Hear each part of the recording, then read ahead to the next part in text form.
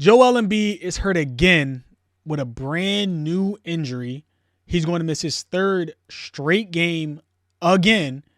And we're going to talk about, honestly, just what the Sixers need to do moving forward, man. And it's not pretty.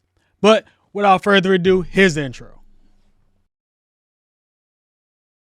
What's going on, Cliffhangers? We are back with another video. We are still on the road to 5,000 subscribers before the end of 2025. So make sure you hit that subscribe button, you hit that like button down below, and also become a part of Noti Gang to make sure you never miss a video. Also, get me to 100 likes on this video. Join the Discord in the link below.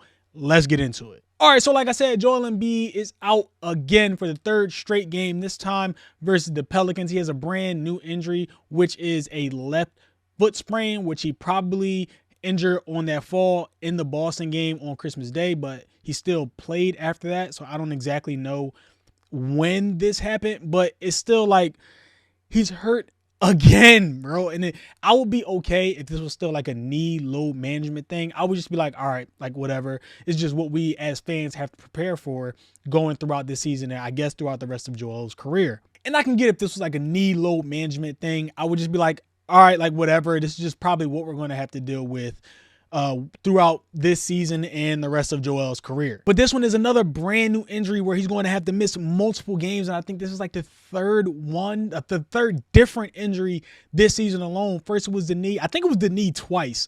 I got to look back at that. But first it was the knee, then it was the face. Now it's the left foot sprain, which is not his fault. Like, this is just what we have to deal with being Sixers fans and fans of Joel Embiid. Like, none of these injuries, no injury is the player's fault.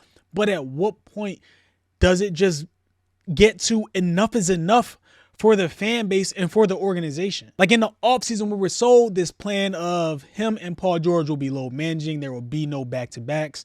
They're going to miss a couple of games. I think we were all expecting Joel and Paul George to play at least 60 games, but it doesn't look like Joel is going to reach that mark. And honestly, it doesn't look like Paul George is going to reach that mark either, depending on how the rest of the season goes. But with Joel specifically, it's the way he's playing these games, right? The plan was for them to load manage to play the 60 games, and then you have them both healthy for a deep playoff run. But with Joel specifically, like I was saying, if he just continuously gets injured, gets these new injuries, even going back to the load management thing, if he can't play 2 weeks of, or if he can't play over 2 weeks of regular season basketball where it's not turned up to the 10th power or 100%, how does the organization expect us or themselves to depend on Joel going into the playoffs and playing 2 months of high intensity playoff basketball? I just don't see how it can happen at this point, because we can't even see him or the big three on the court together for at least a month. There is something new every 2 weeks. And I'm not saying like it's all on Joel, because it has been Paul George, it has been Tyrese Maxey out, but Joel has missed the most time. I think he's only played 12 or 13 games this season. And like I was saying, like, when is enough enough? When do you as an organization look at the fan base, look at the product that you continuously put out on the floor, look at the past seasons of Sixers basketball and say, we just can't keep doing this?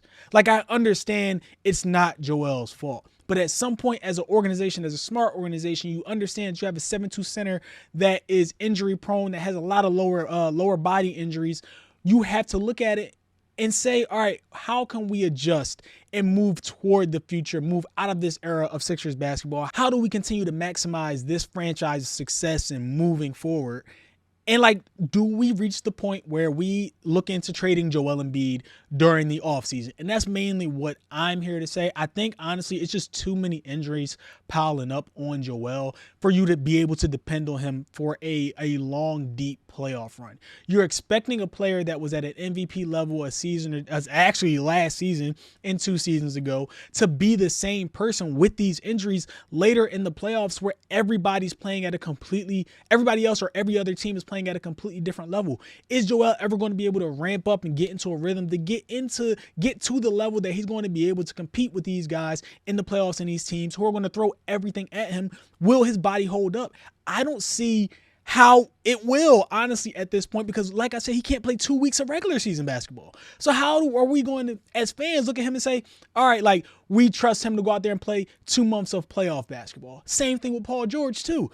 But it's just like, I'm tired of it. I know a lot of other fans are tired of it. I'm not saying all of this to say I hate Joel Embiid or anything like that. I just think as a smart organization, you have to look forward and look at what could, like, how do you not ruin this team's future? Do you just depend, like you try to depend on bringing Joel back, bringing Paul George back, 2 old injury-prone stars, and riding through them, possibly going out of Tyrese Maxey's prime and not maximizing his prime, and then like just throwing it all away, just wasting seasons? Because honestly, the way this season started, it's a waste. But you cannot continue to waste seasons when you have a young star in Tyrese Maxey. You have Jared McCain who's going to come back. How do you have to now look at how do you maximize those guys and those talents moving forward and going towards the future?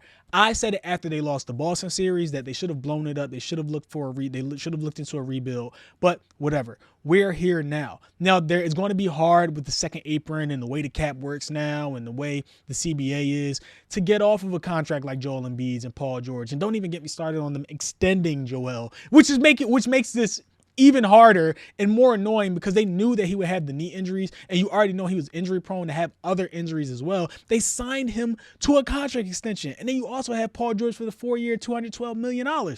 So what do you do? I propose in the offseason, I think they seriously have to, the Sixers organization seriously has to take a look at how do we get off of Joel Embiid and Paul George and move into the future. Like, you still have those picks that you're going to have, like the 2 Clippers picks. You still have, I think, 2 other picks as well. But like, what can you do to now move everything towards, all right, let's try to get some younger talent in here and see how we can grow in the future and moving forward? Because I think that the Joel Embiid era is done, because I think it's just too many injuries to just continuously try to grind and come back from, and then hope you could have a playoff run of 2 months of just healthy Joel Embiid. It's just too hard. And you also have Paul George, who's injury prone as well. I think it's just too difficult to overcome at this point in both of their careers. If Joel was younger, I get it, but I think it's just too difficult to overcome. Like I said, it would be hard to get off those contracts, but my main focus right now is moving and looking towards the future, which is probably why I proposed the Paul George for Jimmy Butler trade. Miami probably wouldn't do it, but if you can finesse them some way, like I said, you bring Joel, his best friend, back. You make one more good, solid run at it. 1 year of Jimmy Butler, or a half year of Jimmy Butler, or 75% year of Jimmy Butler is better than 4 more years of Paul George. You have that 1 year solid Jimmy Butler, Tyrese Maxey, Joel Embiid. You go all in. You make a run. If it doesn't work out, you now have the flexibility to move forward. You will still be able to get assets for Joel Embiid. Jimmy Butler will walk. You're off that contract. And now you look towards Tyrese Maxey and Jared McCain. You maybe try to get OKC to take the protections off the pick. I don't know, but you have to start looking forward for a new regime of, and honestly, this also means, like, Morey has to be gone. There has to be a new regime for the Sixers. You have to start completely over. But I'm sorry, I just think the Joel Embiid era is over. You cannot just continue to put this product out on the floor and expect fans to stay invested.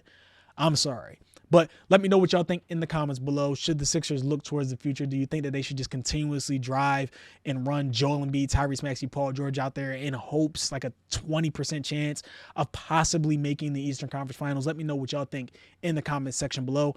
I'll holla at y'all.